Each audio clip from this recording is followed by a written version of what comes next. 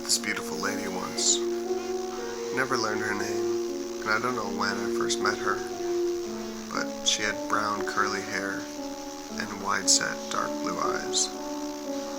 I'd met her before this, but I don't remember when. A jealousy came for me in the restaurant.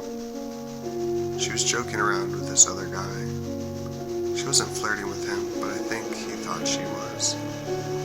I didn't like the way he glanced at her hair as she turned to walk away from him. She has no obligation to me, and I don't have any say in what she says or does, but I still felt jealousy, which is something that I would never tell her.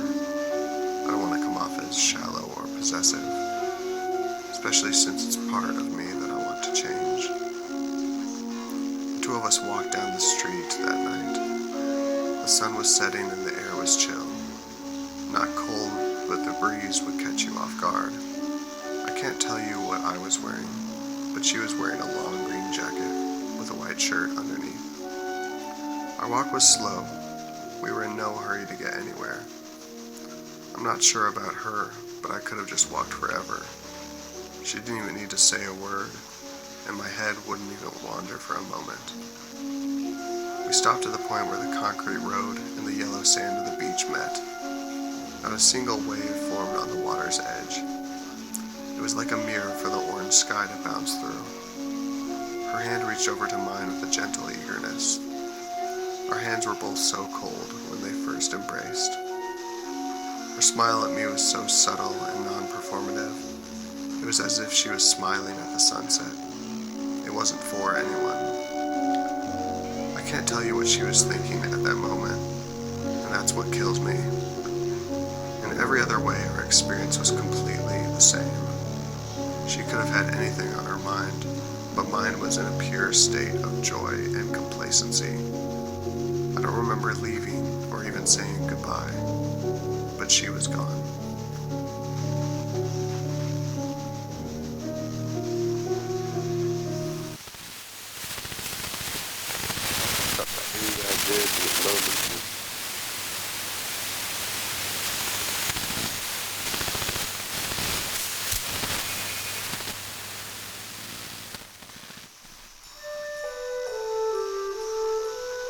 My face has changed, but I know it's still me in there.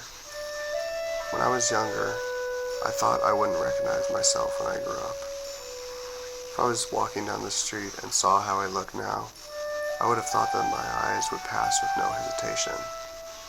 As a kid, you look up to adults and see how physically different they are in comparison to yourself. You hope that their problems and insecurities will no longer exist as your body grows from its limited state. I look at myself in the mirror now, and I'm pretty sure my younger self would stop me. My face has changed, but I haven't changed. You could tell me that I have a beard now, or that I have a crooked nose, or that my hair is longer, but that's not change. That's age. Age is not the same as change. I will always be the same boy who finds wonder in the branches of trees and the freedom of swimming in dreams. I look back at pictures of my prepubescent self, and I understand every thought that the photo portrays. My younger self would see me as I am, and would understand every thought in the same way I do when I look at him.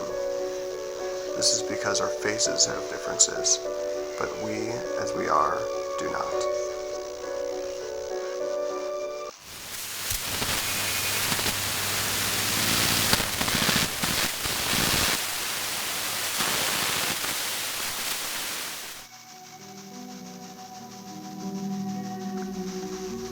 Sleeping used to be the most dreaded moment of the day. I never wanted to miss out on what could be done or what could potentially be done.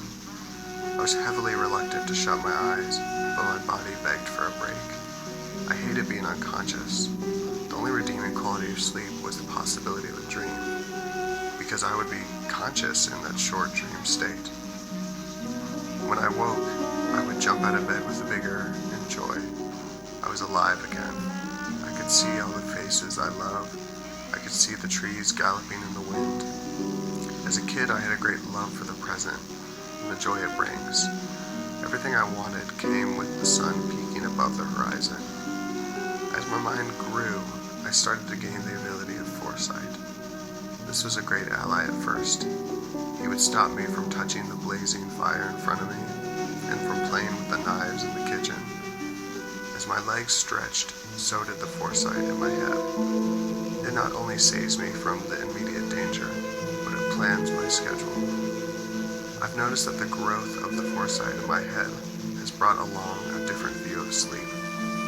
Sleep is no longer a prison, but a welcome escape. The dinner table in my mind has become a lot more crowded and loud. I can't wait to close my eyes and for me to become unconscious. Leaving everything behind for the empty void is a trade that I would grab and pull into my chest with a loving embrace. I no longer hope for the day to begin, but hope that it never does. I'd rather be unconscious and vapid than live in the world of my mind.